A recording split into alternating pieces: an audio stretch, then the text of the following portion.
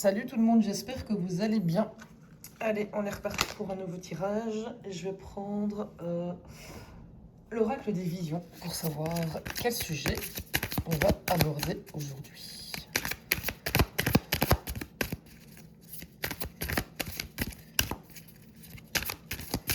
Bon, je suis désolée pour le bruit, mais ils font des travaux à côté. Ok. Attends. Je vais mieux la centrer parce que sinon tu vas rien voir. Hop. Voilà. Ah, oui, comme ça. Alors ici on a la carte de la curiosité, comparaison, insatisfaction. Ça c'est une carte qui montre qu'on regarde ailleurs parce qu'on vit actuellement quelque chose qui ne nous satisfait plus.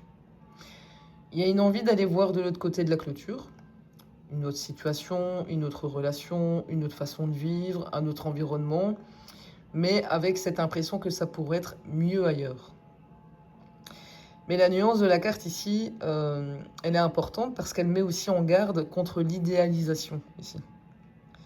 Et la curiosité peut être saine et provoquer un changement nécessaire, mais la comparaison peut fausser le regard. On compare souvent la réalité de ce qu'on connaît avec la version fantasmée de ce qu'on ne connaît pas encore. Et donc il y a quelque chose qui ne satisfait plus quelqu'un. Et ça le pousse à regarder à une autre possibilité. Il y a déjà une tension entre j'ai envie d'autre chose et ouais, est-ce que c'est mieux? Est-ce que je me projette sur quelque chose d'autre? Ça peut aussi parler d'une rencontre ou d'une expérience qui peut être grisante, qui peut donner l'élan de changer, mais il faut d'abord vérifier la capacité de tenir dans la durée. Ok. Je vais en prendre une autre.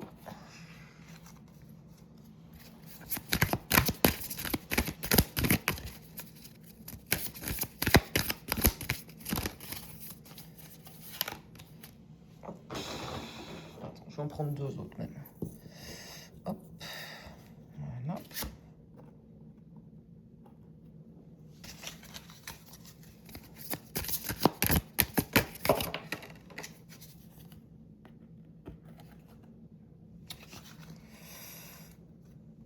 Ok. Jolie celle-là.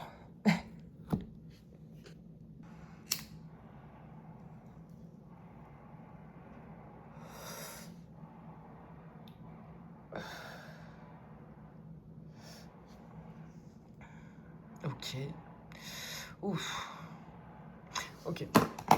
Première carte, c'est danger, peur. La deuxième, on parle de contrôle, d'organisation, de productivité.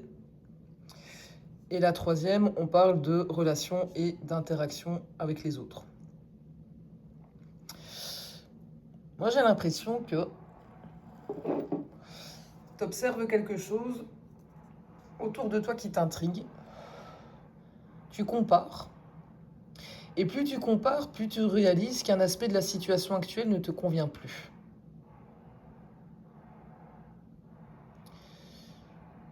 Mais la suite ici, elle précise quand même assez vite le sujet.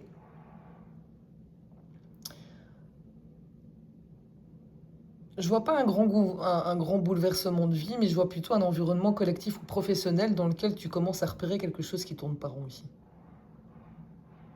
Tu peux te retrouver face à une organisation très cadrée, très contrôlée, avec quelqu'un qui veut tout gérer, tout coordonner, tout superviser. Sur le papier, ça paraît efficace, mais dans les faits, cette mécanique, en fait, ici, elle peut devenir hyper étouffante, créer des tensions ou empêcher les autres de fonctionner normalement. Et toi, tu regardes cette dynamique avec de plus en plus de recul. Tu commences à comparer les comportements, les façons de travailler, les rôles, d'interagir. Et en fait, tu mets le doigt sur une incohérence. En fait, le danger ici, ça ne me parle pas forcément d'un danger physique. Mais je dirais que c'est plutôt ton instinct qui te dit qu'il y a quelque chose derrière cette organisation ou derrière certaines interactions que tu dois regarder de plus près. Et donc, ça pourrait concerner un groupe, une équipe, un projet collectif, une collaboration, une association, une communauté, qu'importe. Et la carte relation-interaction avec les autres, moi, elle me confirme quand même que le cœur du tirage, il est potentiellement là. C'est le mécanisme qui est entre plusieurs personnes.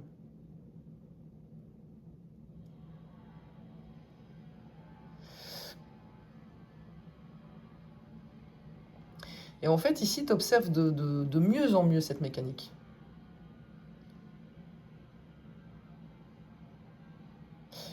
Mais ici, il y a quand même un avertissement.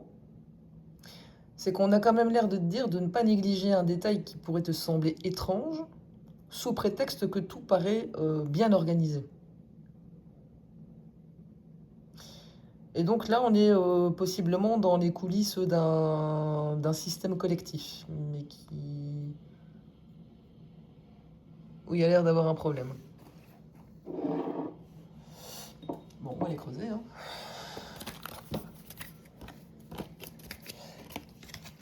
Ok.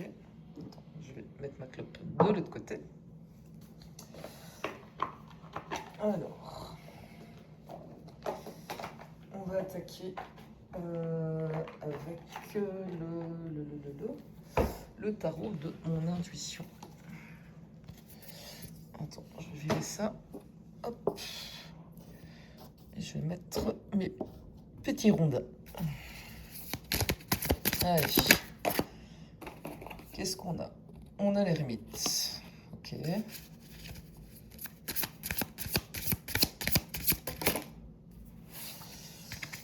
On a un 6 d'épée et un 5 d'épée inversé. Bon, ici, on te dit possiblement, si c'est toi qui me dis ça,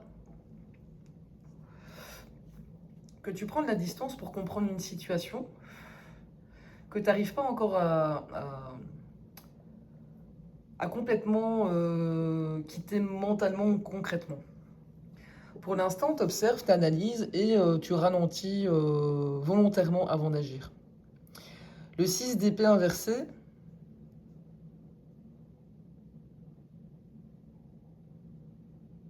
non, c'est pas le 6 d'épée, le 5 d'épée, pardon. Ça montre, pardon, ouh là j'ai bugué. Ça montre que tu n'es plus dans cette envie de gagner un bras de fer. Tu veux plutôt sortir d'un rapport de force, éviter l'escalade, récupérer ta paix ou corriger une dynamique qui est devenue malsaine. Le 6 d'épée, lui, c'est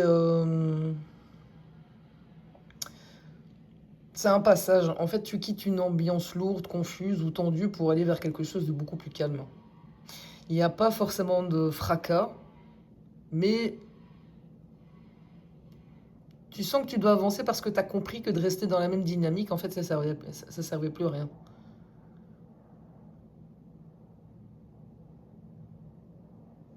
Ok. On va les creuser. Mais qu'est-ce que tu es en train de comprendre sur ce groupe? Et que tu voyais pas?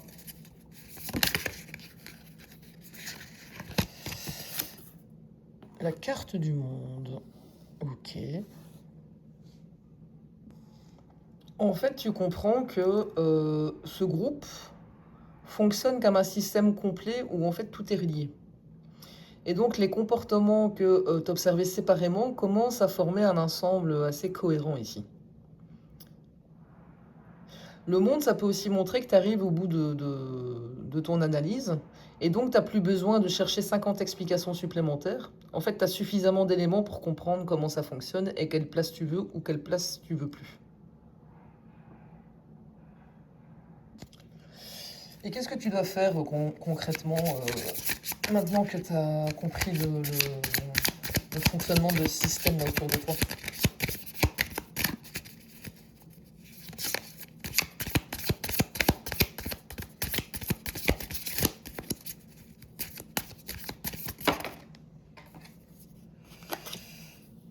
La reine de denier. Bah, ici, on te dit que tu dois sécuriser du concret.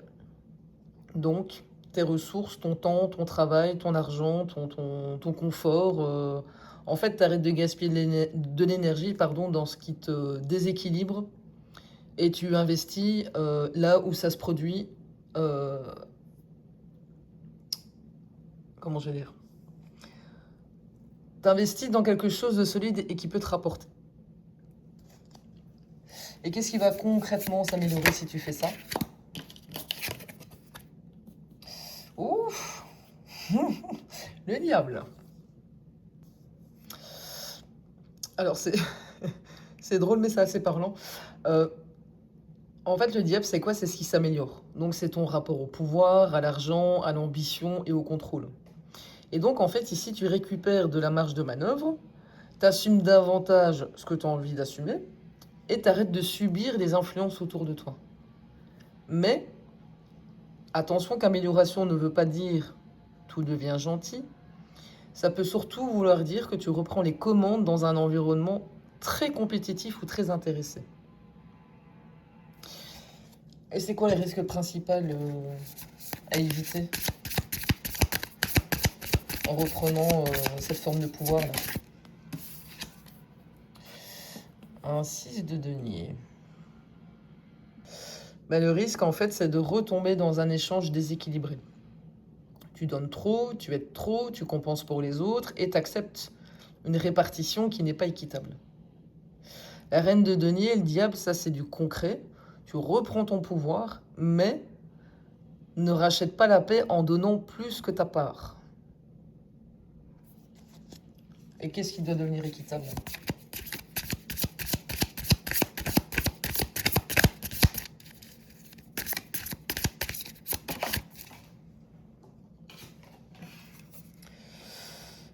Un 2 de bâton.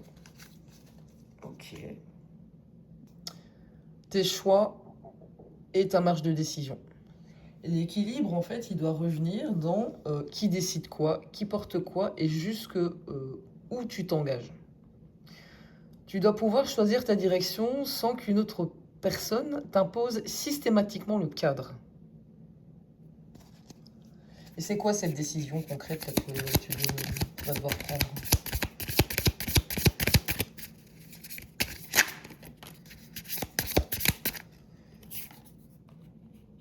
La tempérance. Je vais en prendre une autre. Oh, attends.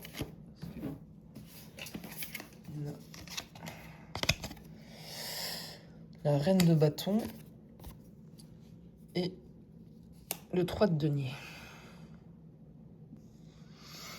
Bon, en fait, tu dois choisir une collaboration qui est plus saine et plus équilibrée, mais dans laquelle tu gardes ton autonomie pardon, et ta capacité d'initiative. Et donc, concrètement, tu ne fais plus tout tout seul ou toute seule, mais tu ne te mets pas non plus sous la coupe de quelqu'un. Et donc ici, tu cherches les bonnes personnes avec des compétences complémentaires et tu construis quelque chose de façon beaucoup plus fluide ici. Et quel type de collaboration est plus favorable pour toi?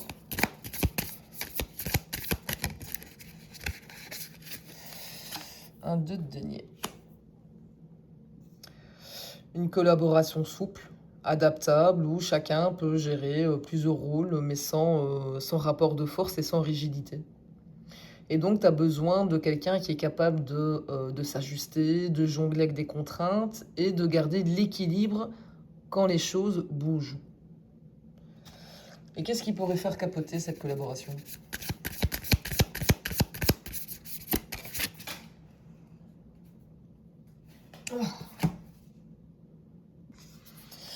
Un cavalier des épées. Eh ben, c'est la précipitation, les décisions prises trop vite, les paroles trop tranchantes, ou quelqu'un qui veut foncer sans consulter les autres.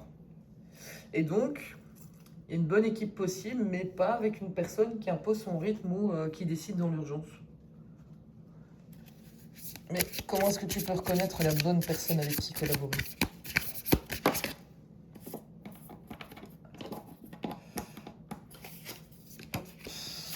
Un cavalier de bâton. Bah, tu reconnaîtras en fait la bonne personne à son énergie, à son initiative et à sa capacité de faire avancer les choses. Quelqu'un de dynamique, de réactif, entreprenant, qui apporte du mouvement, mais sans tomber dans la brutalité du cavalier d'épée. Donc il y a une nuance qui est ici assez simple, c'est rapide, oui, mais c'est pas précipité. Et qu'est-ce que cette collaboration peut produire réellement ici? Ouf, j'en ai trop. Oh, l'amoureux, le jugement et l'as d'épée. Bon, là, on est clairement sur une collaboration qui ouvre une nouvelle voie. Cette collaboration, elle peut produire un choix important, un déclic et une idée très claire qui tranche avec un ancien fonctionnement. Et donc concrètement, tu choisis une direction, quelque chose se débloque et tu poses enfin une décision nette ou un projet beaucoup plus clair. Et c'est dans quel domaine ça?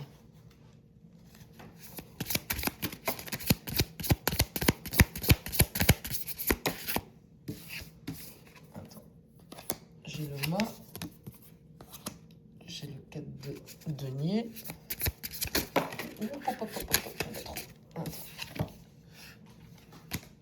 Et on a le chariot. Ça se matérialise dans un nouveau projet ou une nouvelle direction que tu vas devoir sécuriser avant d'accélérer. Le mât, ça lance. Le 4 de denier, ça protège les bases, les moyens, le budget, le cadre. Et le chariot, ça fait avancer concrètement. Donc, il y a un nouveau départ, mais pas à l'aveugle. Et donc, tu verrouilles d'abord ce qui doit l'être, et puis tu traces. Mais qu'est-ce que tu dois sécuriser en priorité avant de pouvoir avancer là? Oh, la lune, le soleil et un 6 de bâton. Ben, en fait, tu dois sécuriser la clarté autour de ce que tu fais avant de l'exposer. Donc la lune, c'est tout ce qui est doute, zone floue, choses qui ne sont pas encore totalement définies. Le soleil, tu clarifies, tu rends visible, tu communiques. Et le 6e de bâton, c'est tout ce qui est succès, reconnaissance, validation extérieure. Et donc très concrètement, avant de lancer, vérifie bien que le projet soit clair, compréhensible et présentable. Ensuite, il pourrait possiblement recevoir un super bon accueil. Et qu'est-ce qui doit être clarifié en priorité?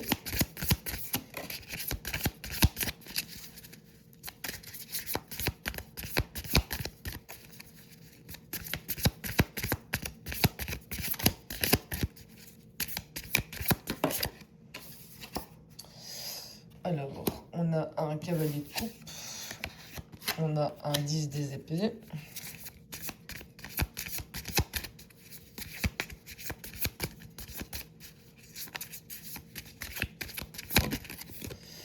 et on a un 7 de coupe. Ce qui doit être clarifié, c'est ce qui relève d'une vraie opportunité et ce qui relève d'une projection séduisante mais bancale. En fait, tu peux avoir plusieurs pistes, plusieurs idées, plusieurs promesses, mais il y en a certaines qui vont mener nulle part ou qui reposent sur une attente complètement irréaliste. Et le 10 d'épée ici te dit clairement qu'il y a une option qui doit être éliminée, mais définitivement. Le 7 de coupe, tu fais le tri.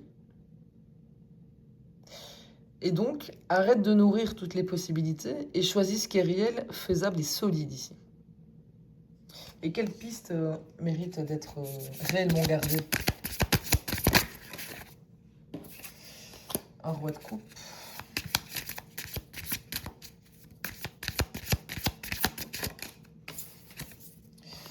Le battleur.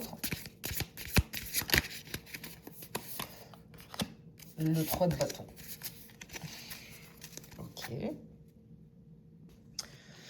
Bah, la piste à garder, c'est celle où tu combines, tu maîtrises et tu développes. Concrètement, tu gardes le projet où tu peux lancer quelque chose toi-même, prendre des initiatives, avec une vision à moyen terme, mais sans agir ici sur un coup de tête. Et donc le roi de coupe, ça apporte tout ce qui est calme et maturité. Le battleur te dit que tu as déjà tous les outils pour commencer. Et le 3 de bâton, ça peut ensuite s'élargir, tu peux trouver des débouchés ou toucher plus loin. Donc ne garde pas la piste la plus séduisante en fait ici. Garde celle qui peut réellement être lancée et développée. Et qu'est-ce qui va confirmer que tu as fait le bon choix? Hop, hop, hop, hop. Attends, je ne vais en prendre qu'une. La maison Dieu. Bah en fait, tu sauras que c'est la bonne piste parce qu'en fait, elle va faire sauter quelque chose qui ne tient plus. C'est pas forcément une catastrophe, mais plutôt ici un déclic brutal, une rupture avec une vieille manière de faire, un cadre qui tombe ou une vérité qui devient impossible à ignorer. Et donc la confirmation ici, elle sera relativement simple. Ça bouscule, mais ça libère. Et qu'est-ce qui va tomber? Un 5 de coupe.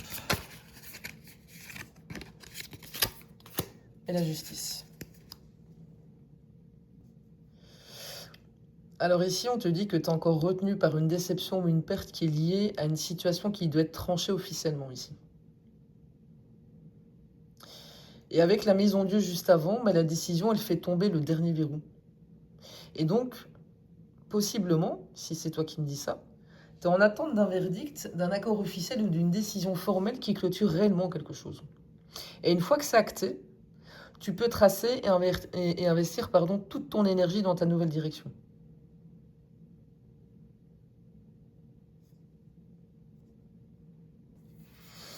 Ok, bon. Elle va peut-être pas être si longue que ça finalement cette guidance. Tu vois, ça change. Il y en a qui vont être contents, ceux et celles qui n'aiment pas les longues vidéos. Je vais aller voir avec l'oracle des rêves botaniques ce qui va te surprendre dans la suite de cette histoire.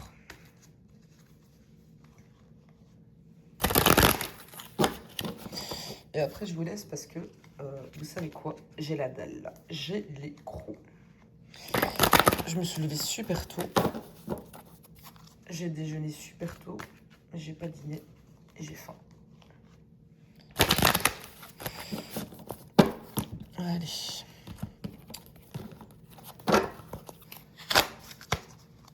Alors, qu'est-ce qui va te surprendre?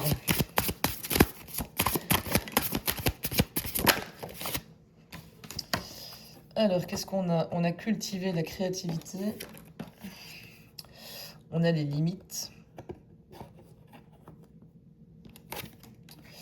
Et on a les vibrations vertes. Oh, ça, on l'a pas eu souvent, celle-là. C'est une très jolie carte. Ben, en fait, ce qui va te surprendre, c'est que la suite ne va pas venir d'un affrontement ou d'un coup de force, mais d'un repositionnement beaucoup plus créatif et beaucoup plus propre ici. Et donc, tu poses des limites nettes, t'arrêtes de te disperser, et ça libère de la place pour une idée, une activité ou une manière de faire, mais qui te ressemble à toi. Et le plus intéressant, c'est que les 3 cartes, elles disent presque la même chose, mais sous des angles différents. Tu récupères ton espace, tu récupères ton énergie et tu crées mieux. Et donc, ce qui va te surprendre, c'est ce qui devient possible dès que tu arrêtes de donner ton énergie à ce qui te vide complètement. Tu poses une limite, tu récupères de l'espace et derrière, il y a quelque chose d'immensément créatif qui commence à pousser ici. Et qu'est-ce qui va se débloquer en premier une fois que tu as posé cette limite-là? Les sœurs d'âme, ok. Et quelle opportunité concrète va s'ouvrir à toi? Oh, les cycles de la vie. Attends, parce que je vois que tu vois pas le texte. Voilà.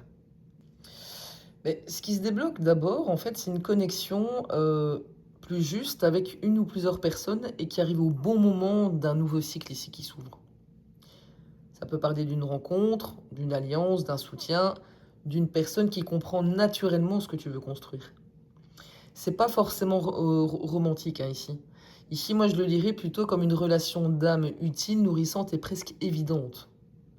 Et les cycles de la vie, ça me dit que ça arrive parce qu'une ancienne phase se termine réellement.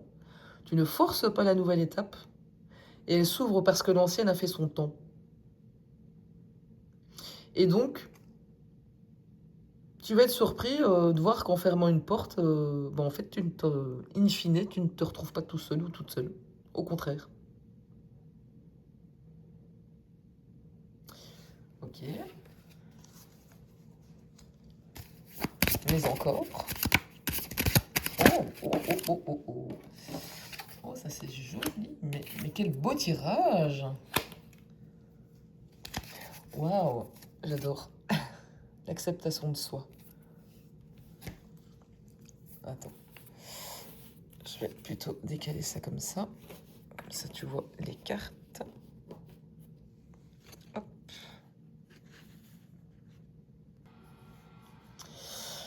Mais la finalité du tirage, en fait, je, je crois que c'est la première fois que je fais une guidance aussi courte. Hein. Mais bon, parfois ça sert à rien de creuser. Mais la finalité du tirage, c'est que en fait, tu sors de cette phase avec quelque chose de beaucoup plus fécond, de plus mature et de beaucoup plus aligné avec toi-même. Les graines d'amour, c'est ce que tu plantes maintenant et qui pourra grandir ensuite. Les perles de la sagesse, c'est ce que tu retiens euh, de tout ce que tu viens de traverser et tu ne recommences pas de zéro, tu avances avec de l'expérience et du bagage. Et l'acceptation de soi, t'as plus besoin de te tordre pour rentrer dans un cadre qui ne te correspond pas. Parce que si j'ai bien compris, t'es quelqu'un qui ne rentre pas dans un cadre. Je te blâme pas. Et donc, tu sors pas simplement d'un ancien cycle, mais en fait, tu récupères en sagesse. Tu plantes maintenant quelque chose qui est plus aligné et plus juste pour toi, avec des liens sains, des limites plus claires, et surtout avec moins de besoin de te conformer à ce qu'on attend de toi. Bon, c'est très joli, hein? Simple, rapide, efficace et beau. Bon, bah, voilà. Écoute, j'espère que ça t'a plu, que ça t'a parlé. N'hésite pas à commenter si tu te sens concerné. Sinon, n'hésite pas à partager, n'hésite pas à liker. Et on se retrouve possiblement dans la semaine pour un nouveau tirage. Salut!